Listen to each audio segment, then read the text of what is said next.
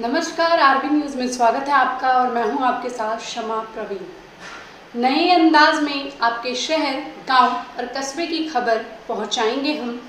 आप तक पहुंचकर आपकी आवाज़ उठाएंगे हम।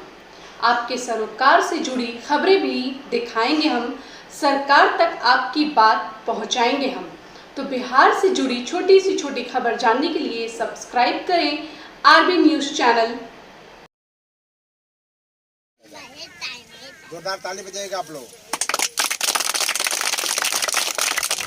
और अभी मैं उस मंच पर उपस्थित हो चुका हूं जहां पर डीएस परिवार के कुछ अधिकारी और पदाधिकारीगण यहां पर आए और इस सेंटर का उद्घाटन किया। मैडम, सबसे पहले तो हमारे चैनल में आपका स्वागत है। नमस्कार, मैं संगीता कुमारी और डीएस परिवार की एक सदस्य हूँ। मैडम, आज जो आप लोग डीएस परिवार के माध्यम से यहाँ पर जो कोचिंग सेंटर का उद्घाटन किया, इसका मुख्य उद्देश्य क्या है?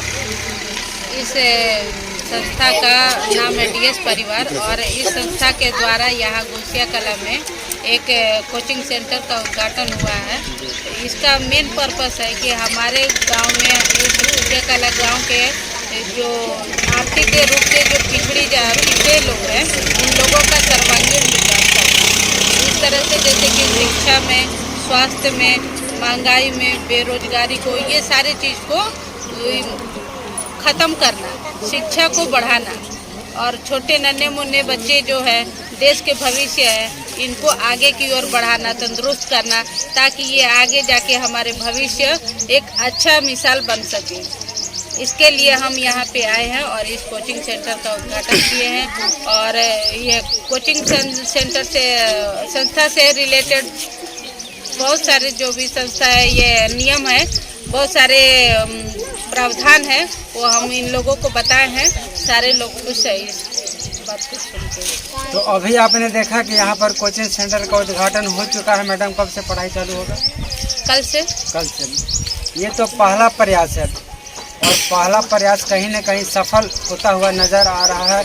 और डीएस परिवार का दूसरा अध्याय क्या है? डीएस परिवार का दूसरा उद्देश्य यही है कि शॉपिंग सेंटर खोलना है।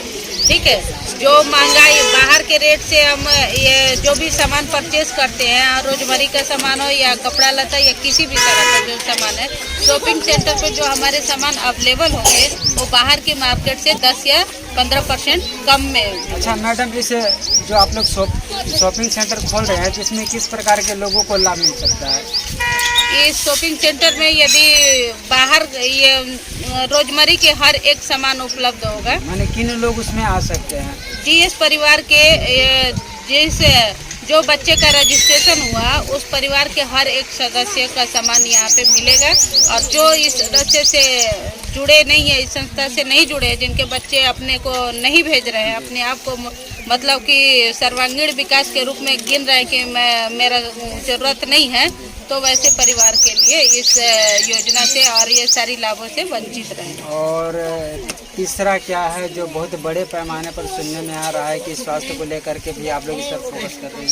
स्वास्थ्य को लेके हमारा ये फोकस है कि यहाँ हमारे गांव में जो भी लोग हैं बीमार पड़ते हैं, तो बहुत सारे लोगों का जैसे डिलीवरी का ही समझ ले, तो सरकारी में जाने से बहुत सारे लोग डरते हैं कि वहाँ मतलब कि ऑपरेशन होगा या क्या होगा, कैसे होगा, सुविधा है या नहीं है। पर ये वैसी परिस्थिति में जो लोग ना ही सरकारी में जा सकते हैं ना ही प्राइवेट में इलाज करा सकते हैं, तो वैसे लोगों के लिए जिनके बच्चे हमारे पास रजिस्ट्रेशन करा चुके हैं, पढ़ रहे हैं, हमारे बच्चे जो दलित समाज के परिवार के बच्चे हैं, उन परिवार के लिए हमारे हॉस्पिटल में 30% का छूट मिलेगा, चाहे दवाई में हो, डिलीवरी, ऑपरेशन, हर एक चीज़ में। मतलब पढ़ाई में भी छूट, सामान लेने में भी छूट और इलाज के दौरान भी छूट। इलाज के दौरान भी छूट। तो और अभी एक और व्यक्ति हमारे साथ में यहाँ पर उपस्थित हैं, इनसे भी मैं जानने का प्रयास करूँगा कि इस डीएस परिवार का कर्ता धर्ता का नाम क्या है और उनका सोच क्या है और वह क्या प्रतिज्ञा लिए हैं।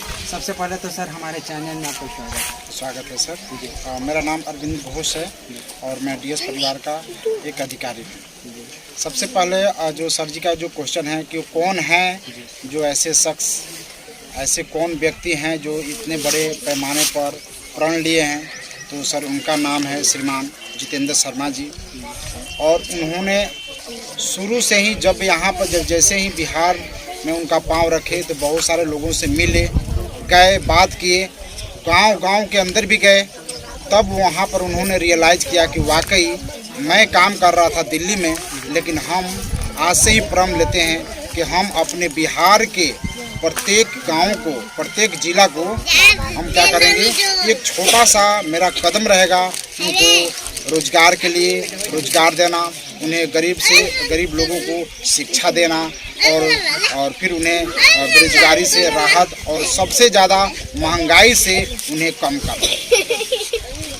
क्या उम्मीद जताया जा सकता है सर? पहला प्रयास तो सफल होता हुआ नजर आ रहा है, और दूसरा प्रयास जो आप लोग मॉल को लेकर के बात कर रहे हैं, शॉपिंग मॉल करके, इस प्रकार का व्यवस्था हमारे बिहार के धरती पर उपलब्ध हो पाएगी? बिल्कुल सर, सबसे पहले हम शॉपिंग मॉल नहीं, शॉपिंग सेंटर हम यहाँ पर देंगे सर। पहले छोटे छोटे हम कदम रखेंगे, हम डायरेक्ट नहीं रख सकते हैं शॉपिंग मॉल के लिए, क्योंकि हमें उसके लिए जगह की आवश्यकता पड़ेगी।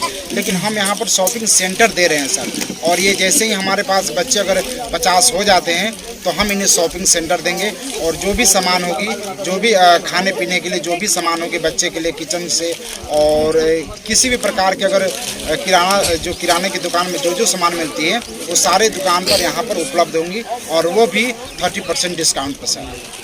चलिए सर, जानकारी देने के लिए बहुत बहुत धन्यवाद। कहीं तो सर ऐसा तो नहीं न लग रहा है कि जैसे फिल्मों में लोग आते हैं, वादा करते हैं और फिर गायब हो जाते हैं?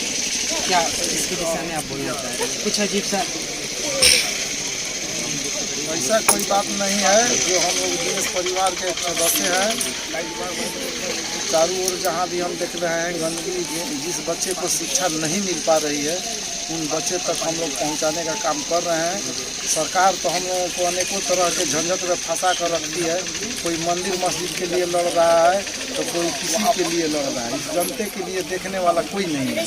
सरकार आता है, 5 साल के लिए चुनाव होता है, बच्चे के परिवार, बच्चे के भविष्य पर कोई ध्यान नहीं है। उनको केवल वोट का मतलब है, वो अपना राजनीतिक काम कर निकल जाते हैं। 5 साल के बाद फिर वो वोट के लिए आते हैं।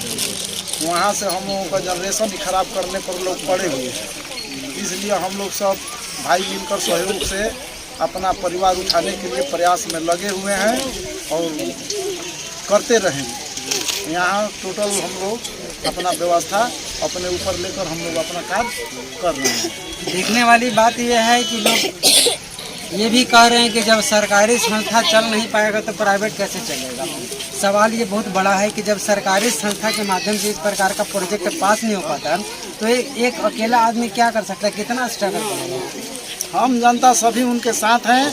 हम लोग अपने से स्तर से अपना उठाने का प्रयास में हम लोग लगे हुए हैं और सभी परिवार हमारा एकजुट रहेंगे तो हम लोग प्रयास में सफल होंगे। अब ये तो आने वाला समय ही बतलाएगा कि क्या उस सफलता को जितेंद्र सर पा पाते हैं या यूं ही अधूरा ही रह जाता। और अभी हमारे साथ में इस सेंटर की एक शिक्षिका जुड़ चुके हैं। मैं इनसे भी जानने का प्रयास करूंगा कि इनका क्वालिफिकेशन क्या है। और इससे पहले मैडम, हमारे चैनल में आपका स्वागत है। परिचय।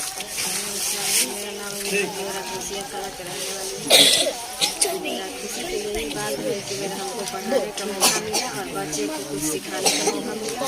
उस बच्चे से घर जाए जो खेलते हैं, इधर उधर रहते हैं, उस बच्चे को पढ़ाएं और आगे हम भी बड़े बच्चों को। मैडम, आपका क्वालिफिकेशन क्या है? शिक्षा कहाँ तक है? मेरा BA हम करते हैं। तो आपको लग रहा है कि आप इन बच्चों को पढ़ाने में पूरी तरह से खरा उतर पाएंगे? हाँ जी, नहीं कर पाएंगे ऐसा कोई बात नहीं है। हम अपने से जितना हो सके हम कर पाएंगे। क्या क्या आपके माध्यम से क्या क्या शिक्षा दिया जाएगा इन बच्चों को? शिक्षा जो पढ़ाना है वही नहीं, मैंने हिंदी, इंग्लिश, हाँ, उर्दू। उर्दू तो नहीं पढ़ा सकते, हिंदी इंग्लिश ये सब पढ़ा सकते हैं, मैथ पढ़ा सकते हैं। तो अभी आपने देखा कि यहाँ जो मैडम है वो पूरी तरह से बोल रही है कॉन्फिडेंस के साथ में कि मैं इन तमाम बच्चों को पढ़ाने में सक्षम हूँ। और विशेष मैं एक बाबा से भी जानने का प्रयास करूँगा क्योंकि ये काफ़ी बुजुर्ग हैं, क्या कुछ कहना चाह रहे हैं, काफ़ी अनुभवी भी लग रहे हैं। बाबा का लगा था कि जो काम होगा तो ना हम आपसे बोलिए, हम आपसे का लागत हुए कि मैंने यहाँ जो सब लोग आयल बा बाहर से ई काम माने हो सकत हुए माने दोनों बात बा। अच्छा माने ना कैसे हो सकत हुए जब हतना आदमी के सपोर्ट बा समर्थन